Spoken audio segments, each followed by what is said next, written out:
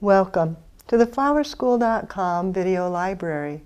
I'm Leanne Kessler, Director of the Floral Design Institute, and today I'm here to share with you a segment, a Tuscan centerpiece. It's perfect for a Tuscan wedding, could be on a buffet table, could even be done on a little larger scale to be at the front of the ceremony.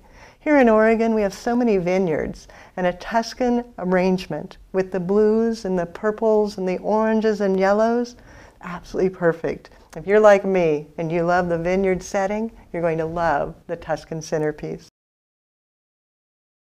To fit with my Tuscan theme, I definitely wanted to use an urn. Now this is a gorgeous urn, but it's not watertight, so I need to line it. Then it also goes way, way down, and I don't need all of that. I just need something at the top. So perfect was the Recreations number 5 container. It holds 2/3 of a brick of the Oasis foam, soaked with flower food, taped in, and then it just sits right on top.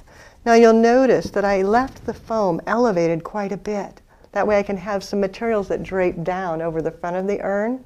And I didn't pack the foam in all around on the sides, because with an outdoor wedding at a vineyard, it's probably going to be hot. So you want to make sure you have ample room for fresh water so that the flowers will continue to drink and live throughout the day. Now I have this fabulous royal blue purple hydrangea, and that's going to show over the top, but blue is a recessive color. It goes away from you. So I want to tuck underneath a little more vibrancy so that it will show off the hydrangea as well. So before I place those, I'm going to go back with some lime green hydrangea, very vivid, very, very bright, just to enhance the lower level, to create almost a glow from within. So I cut it relatively short. I don't want this long. It's not the main part of the design. Then using alum, dip it in the alum, and then place this right down into the foam, tucking it in deeply so that it will drink well, letting it drape over. Now alum, it's a pickling spice. You can get it at the grocery store. Just ask for it. It's around where they make the pickles because we use it for that. But a lot of times people don't make pickles, so they go, what's alum? Don't know. But it is available out there. Again, another stem, cut relatively short, dip it in the alum, and then placing it in, and then just one more. This one a little bit taller, and placed in from the back side to bring some of the glow upward in the design. For dramatic height, I'm going to use the Aramuris. It comes in orange, yellow, and white, a variety of colors. It's just fabulous. Give it a cut, place it in, weaving it through the hydrangea, then down into the foam. Again, making sure it's in deeply so it will drink well. Another. Grouping them, letting them soar upwards. Maybe even a little taller. And then bring it down a little shorter so that the color comes into the design.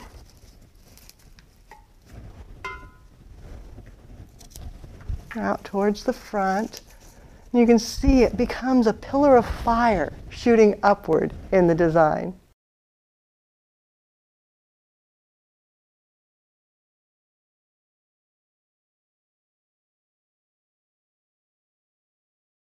Now this design is really meant to be viewed from here, but with a centerpiece you have to assume that some people may be seeing it from the other side. Even if it's not meant to be in the center of a table, people walk around and they see various areas. So I go ahead and add a little Aramuris in the back side as well, so that it won't really be flat and one-sided. It's going to be three-dimensional, but the front is actually a little fuller. Then to enhance the dramatic line, I'm going to use some amaranthus, letting it trail down the front of the pot. And that's why I had to have the foam up above. So I need something I can insert into, giving it a cut, and then again feeding in between the hydrangea blooms, letting the amaranthus hang over the pot, downward towards the table, maybe one a little longer.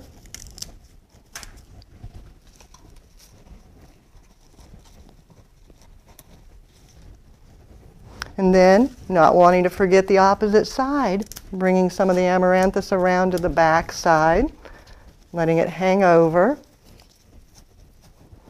Maybe one more, just a bit off to the side. So again, you've just got movement all the way around the design. The bones of the arrangement are now done. And it's pretty on its own, but it'll be even better as I add the rest. So now I add contrast, texture, color, more fun with some hydrangeas, some garden roses, some little dianthus, green trick carnations, and even a bit of yarrow. So again, using the blue hydrangea, a little longer this time because I want it to go over the top of the other, dipping it into the alum, and then placing it in. Isn't that beautiful and dramatic? Another dim. Bring it out towards the front. Finding a little hole to feed into. Making sure it's in deeply enough to drink. And again. And bringing in the garden roses. Pulling off any sad petals. Giving it a cut. Tucking it down in. And another.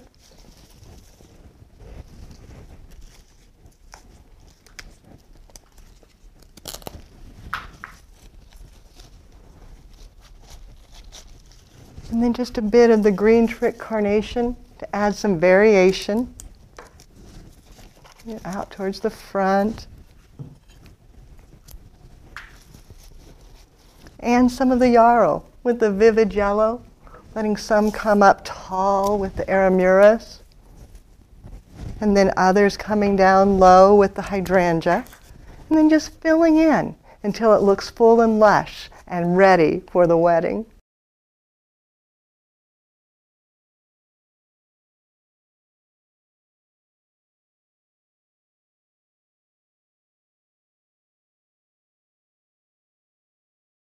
With the finished design, all you see is the drama of Provence. You don't see that lime green that shouts out at you because it's tucked underneath. Instead, it just glows from within. On the camera, you can hardly even tell, but in real life, it makes everything else just come alive. It adds that little touch of pizzazz. That's a trick a professional florist can use over and over again. For more inspiration and education, check out our website at flowerschool.com. If you've got questions, don't hesitate to contact us. You can reach us through the website at flowerschool.com or pick up the telephone at 1-800-819-8089.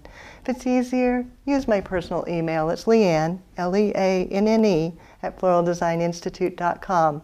Really do love to hear from you, and I love to see pictures of your work. If you get a chance, pop one off so I can peek and see what you're doing.